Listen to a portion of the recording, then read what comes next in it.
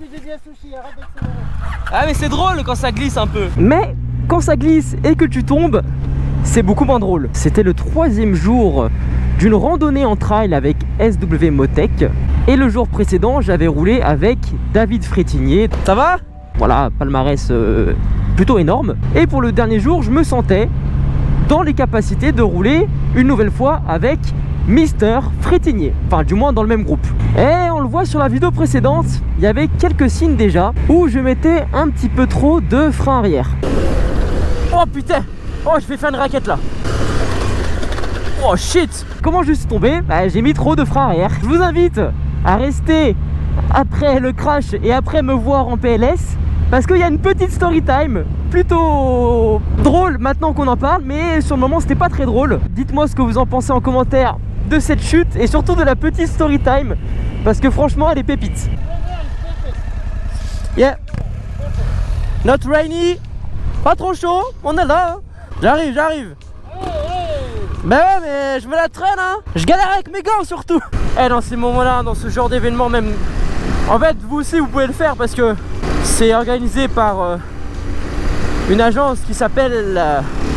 j'ai perdu le nom. Vous pouvez le faire, vous aussi, entre potes, soit avec vos motos, soit avec des locations, et vous faire kiffer, en fait.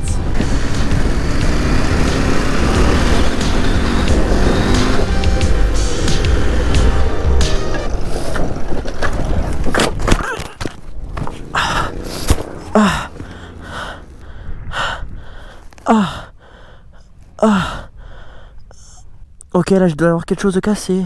Oh putain, le poignet. Oh Hervé, désolé encore. Bah Hervé, désolé hein. Pourquoi j'ai voulu mettre autant de freins arrière? Putain Hervé, désolé. Hervé, je suis désolé. Là, ça va pas. Là, je suis KO là. Non, pas trop. Je crois que je me suis pété le poignet. Ouais, c'est qu'à le dire. Putain, j'ai fait le con, j'ai mis trop de freins arrière, ça a bloqué, elle est partie en raquette direct. Ah, t'es parti en... Ouais. Il a l'air pris. Dis-moi que la moto va bien. Oui, elle est à l'envers, mais c'est pas grave. Oh, merci d'avoir fait demi-tour. Désolé, je peux pas trop t'aider là. J'ai pris un choc de poney là. Un choc de poney. Le youtubeur quoi, il a fait encore des siennes. Faut essayer d'enlever ton gant si c'est pas trop douloureux.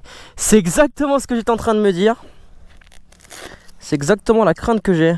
Merci. Poignet, ouais. La moto était à l'envers sur le talus. Starf. Celle-ci, elle était belle. Là, je vois très. Prends ton temps.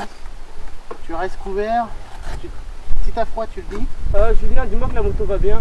Elle est parfaite, la moto. Je pense que t'as la moto. Alors, elle est à toi. Elle rentre dans le genou de Greg. Dans quoi? Dans l'état où elle est? J'irai Sushi si ça va pas mieux, etc. Il est un peu sonné donc. Ok, ça roule.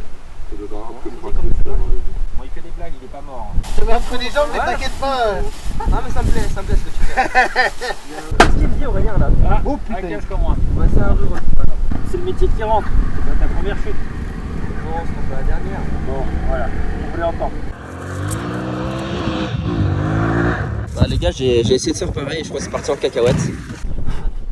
Bon, alors il est encore en vie. Il a une mauvaise mine. Ah non, c'est celui-là, je fais merde. Il a mauvaise mine, mais il est en vie. Ouais. Donc là, il cherche des pièces de 7,90, il aurait besoin d'un guidon. Exactement. Ah ouais, guidon. Ah merde. Un sabot SW Motech qui a parfaitement fait son travail. Bon, comment ça va? Ça se passe bien? On est là. Hein. On est là ou quoi? Le guidon est un peu plié. Ouais, guidon plié et par main aussi bien pété. Mais bon, rien de méchant, je pense. Hein. Voilà les dégâts apparents. Une fois qu'on leur a passé le karcher, il y aura peut-être d'autres choses. Tu l'as rouenté le moteur, j'avais pas vu. Le quoi? Tu l'as rouenté, frère. Juanté. Comment ça? 14 Donc, 000 balles. qu'est-ce qu'il y a du coup? Il y a ça. Il y a ça. Hein. Il est vendu. Ça c'est de la biabiole. Et après? Comme ça. Et après sur le à gauche? Bah, après, c'est tout mon sabot. Un petit Sabot à gauche, il un est sabot éclaté, SW Motech, mais qui a fait du coup son taf. C'est Motech, ils font du taf, hein. C'est bon. Hein. Après, ça va. Hein. Ouais, en vrai ça va, elle a pris cher mais pas trop. C'est carré. Et du coup elle est vendue. Ouais. Pas dans cet état, on va la remettre en bon état quand même. C'était un vrai plaisir de rouler avec en tout cas. De toute beauté. Je vais essayer de la mettre bien. Ça, tu peux lui parler si t'as envie. Oh putain, c'est bon, il y a Hervé en plus, non? Julien, il faut que tu le calmes. S'il veut mettre une patate, tu me dis non. Non, mais il va attendre que tu te relèves, parce que là, tu vas pas tomber d'assez haut. Je vais aller pour toi, mec. Pas grave, ils sont pas cassés. Bon courage, chouchou. Ouais, merci. En mode rouleau de printemps là. Donc voilà les gars, vous m'avez vu bien souffrir durant cette chute, même si on fait des petites blagues. Donc déjà il faut savoir qu'on n'était pas du tout à côté de l'hôtel. Donc les personnes en charge de l'organisation avaient une demi-heure de route. Je savais que de toute manière j'allais devoir passer par la case hôpital, c'était sûr. Mais je voulais d'abord rentrer tranquillou à l'hôtel, faire le point et voir où j'en étais tout simplement. J'arrive à l'hôtel et là je tombe sur... Yes, Hervé. Hervé, propriétaire de la moto que je viens de cracher. Il voulait juste savoir comment j'allais. Et il m'a dit que j'étais nul parce que j'avais enlevé l'ABS. Voilà, que ce soit clair, c'est ce qu'il m'a dit. Hervé, gros cœur sur toi. Suite à cela, on appelle les pompiers. Je sais pas quand je vais revenir, c'était midi à peu près. Et le mec, avant de partir, je lui dis, ouais, est-ce que vous pouvez prendre ma GoPro? Je me suis dit, je vais attendre à l'hôpital, j'ai mon téléphone. Donc autant me faire plaisir et revoir mon petit crash, vois-tu. L'ambulancier, c'était un jeune, donc je comprends très vite qu'il est cool. Et je sympathise avec lui dans l'ambulance avant de partir. Lui, pour des raisons médicales, il me demande si j'ai tapé fort ou pas, donc si j'allais vite. Et je lui dis, bah de toute façon, on va voir sur la vidéo puisque j'ai tout filmé. On sort de l'hôtel, c'est pas une blague, hein. On sort de l'hôtel, l'ambulance s'arrête, la police ouvre, un film le truc, la police ouvre l'ambulance, elle dit, qu'est-ce qui se passe? Le policier commence à me poser plein de questions, T'es tombé où? T'es allé vite? Et là, l'ambulancier, il a dit, ah bah attendez, il a tout filmé, il va vous montrer. Là, la goutte de sueur sur le front, les gars, la goutte de sueur sur le front. Et heureusement, j'ai la personne en charge de l'organisation qui s'appelle Greg, qui arrive, attend, et qui me dit, ne dis rien, ne dis surtout rien. C'est apparemment la procédure habituelle, mais tu ne leur dis rien. Donc moi je baragouine, ah attends c'est con en fait, j'ai oublié de vider ma carte SD hier, donc j'ai pas le rush, en plus j'ai plus de batterie. Et ça passe, incroyable. Je dois quand même remplir un document, il prend en photo ma carte d'identité, mon permis, enfin là-bas il rigole pas trop apparemment.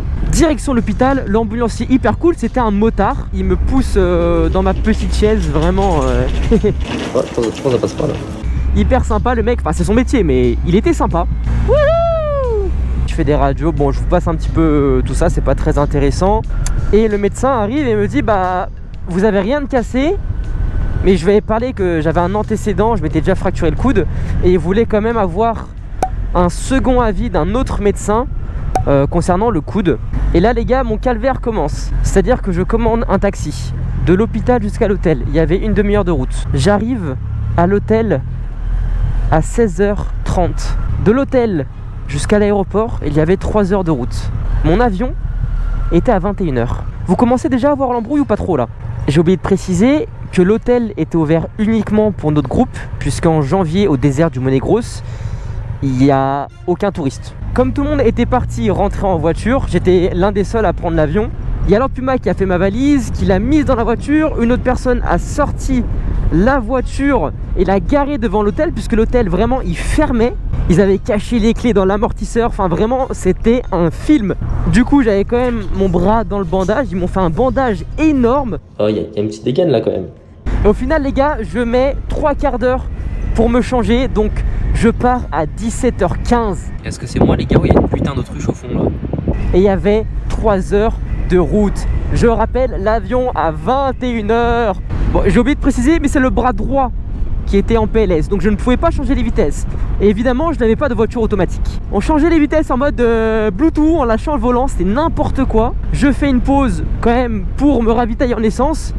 J'avais le bras comme ça, donc je vais pour payer l'essence. Je rentre dans la station, le mec il me dit mettez un masque.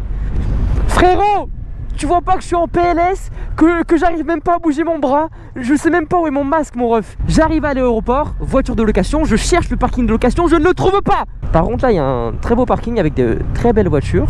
Au moment où je trouve enfin le parking, bien évidemment la barrière ne s'ouvre pas. La barrière ne s'ouvre pas. C'est marqué appelez ce numéro. Donc j'appelle. Le numéro est actif du lundi au vendredi. On était dimanche. Ça c'est vraiment très très beau. Yaris GR, ça c'est magnifique. Je vois une voiture qui passe à la portière à côté de moi, ça marche. Je me dis bah écoute, on va y aller si ça fonctionne. J'y vais, ça ne fonctionne pas. Et finalement, Mazal Tov, la barrière s'ouvre. Je vais là où j'ai loué le véhicule. Allez-y, je vous en prie. Attends, en plus c'est le râle, je laisse passer le râle. Non mais on est où là? J'arrive en bombe, je lui dis help me, j'ai eu un accident, j'arrive pas à charger la valise. Parce que en fait tout était en désordre dans le coffre, parce que je n'étais pas arrivé à fermer la valise. Donc je commence à tout décharger à une main, je mets tout en mode patapouf dans la valise. Et je dis ouais, je vais louper mon avion, donc je commence à courir. Pour ceux qui ont déjà pris l'avion, vous devez enregistrer vos bagages. Et les guichets ont des numéros. J'arrive au guichet numéro entre 1 et 10. Je regarde mon vol, guichet 90. Donc là j'ai ma grosse valise. Je me mets à courir à une main comme ça avec mon sac d'un seul côté. J'arrive, bah évidemment il n'y a plus personne. Je lui dis ouais, est-ce que je peux encore prendre mon avion? Elle me dit oui. Là c'est une sensation incroyable dans mon crâne. Elle me fait ah, c'est un plâtre que vous avez? Je dis bah non. Elle se lève, elle tape dessus avec son stylo. Elle me dit ok c'est bon, vous pouvez y aller. Ok, bizarre. Je passe les contrôles à la douane, etc. Et on me redit une nouvelle fois, est-ce que c'est un plâtre? Ah, je me dis oh là là, mais il y a une couille dans le pâté là, qu'est-ce qui se passe?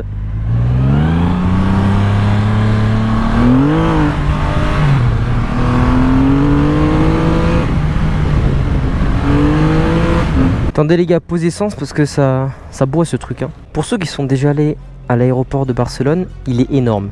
Et quand tu entends ton nom et ton prénom à l'autre bout de l'aéroport, c'est pas une bonne chose. Non, je rigole, ça m'est déjà arrivé. Mais cette fois-ci, ils ont juste dit les passagers de l'avion au numéro à destination de Lyon-Saint-Exupéry sont priés de se présenter à la porte d'embarcation. Je donne mon billet, j'ai failli mourir. Ah, elle râle en plus. Donc je donne mon billet, ma carte d'identité, et on me redit une nouvelle fois, est-ce que vous avez un plâtre? Et je dis non, une nouvelle fois, ce n'est pas un plâtre. Je m'assois et on me redit une nouvelle fois, est-ce que tu as un plâtre? Non, ce n'est pas un plâtre. Je commence à me dire, il y a un fucking problème avec les plâtres et les avions. Donc forcément je suis trop curieux, recherche Google, apparemment avec la différence de pression ça peut faire gonfler le bras. Et comme tu as un plâtre, le plâtre ne se dilate pas et ça peut poser problème. J'arrive à l'aéroport de Lyon, Saint-Exupéry. Forcément je me gare au terminal 1 et j'arrive au terminal 2. Donc je dois faire tout l'aéroport avec ma fucking valise et mon sac à dos à bout de bras, c'était une horreur. J'arrive à 1h du matin chez moi avec un bras en PLS et j'ai mangé. Waouh, j'ai mangé. Enfin bref, voilà, j'espère que vous avez kiffé cette story time. Au final, ce que j'ai eu sur mon bras, je le saurai vraiment jamais. Dans le sens où je suis pas retourné voir un médecin. Ce qu'il y a de sûr, c'est que là où il s'inquiétait pour le coude, au final, bah, j'ai eu aucune séquelle, genre vraiment rien du tout. Par contre, j'ai remis un bon mois avant de rebouger mes doigts correctement. De temps en temps, quand je force ou que j'ai un petit choc sur mon poignet droit, j'ai un petit peu mal. Mais bon, j'ai toujours été très faible de ce poignet. Quand je faisais du street workout à l'époque, je m'étais déjà blessé à ce poignet, donc ça n'a pas dû arranger les choses. En tout cas, c'était vraiment une expérience incroyable. C'est hyper dommage de l'avoir fini sur un accident bête qui aurait pu être évité. C'est totalement de ma faute hein. J'ai juste mis trop de frein et je suis parti en high side. Mais voilà, ce sont des choses qui arrivent. Quand on fait de la moto, de toute façon, on est conscient hein, que ce sont des choses qui peuvent arriver.